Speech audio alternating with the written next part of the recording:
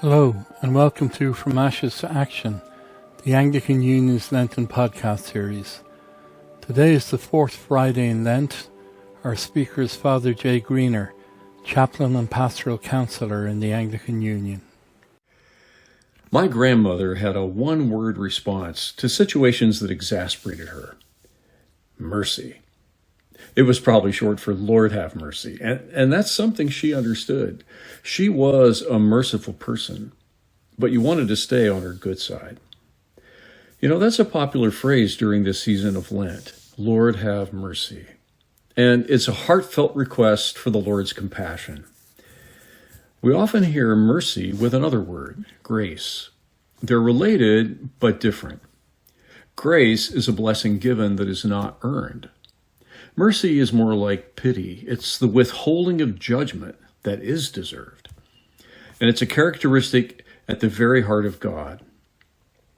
In the Sermon on the Mount, Jesus declares, "Blessed are the merciful, for they will receive mercy." And elsewhere, there is a warning to those who refuse to give mercy to others. "Woe to you who laugh now, for you shall mourn and weep," meaning those who laugh over the plight of others, rejoicing when people receive judgment. Throughout the Gospels, we see Jesus showing mercy, forgiving, encouraging, healing, when others, especially religious leaders, were calling for judgment. You know, it's in the heart of God to show mercy, and we are most like God when we exhibit mercy rather than judgment. That's true righteousness. There's not a lot of mercy in our world right now.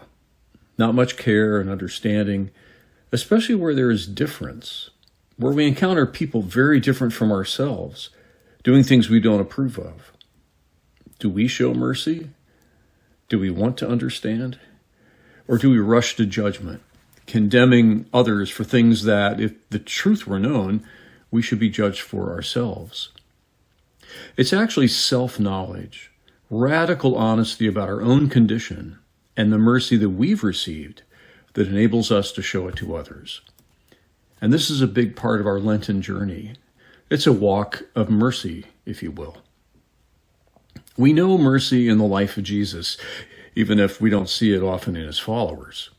And we find it at the table, the ultimate sign of God's mercy, the invitation to sinners to eat and drink the merciful reality of Christ's life poured out for us.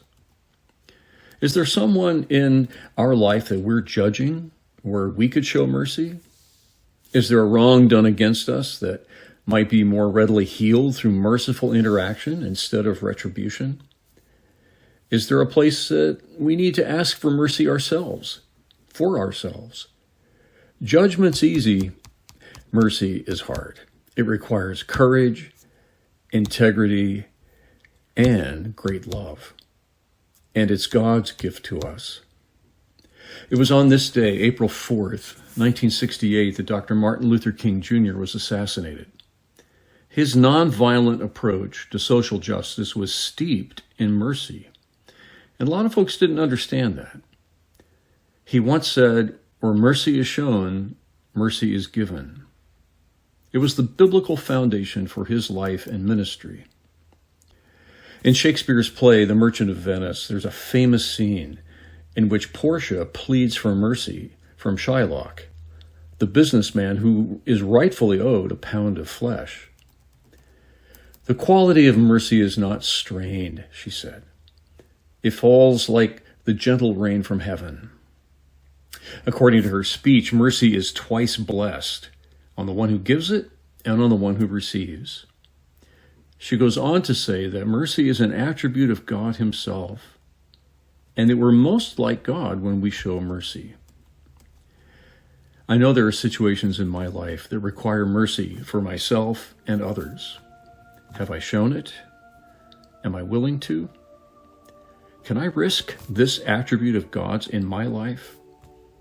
Am I able to receive it if offered? Well, this is our opportunity today to choose mercy. Please pray with me. Lord, let us reflect your mercy in all we do. Amen.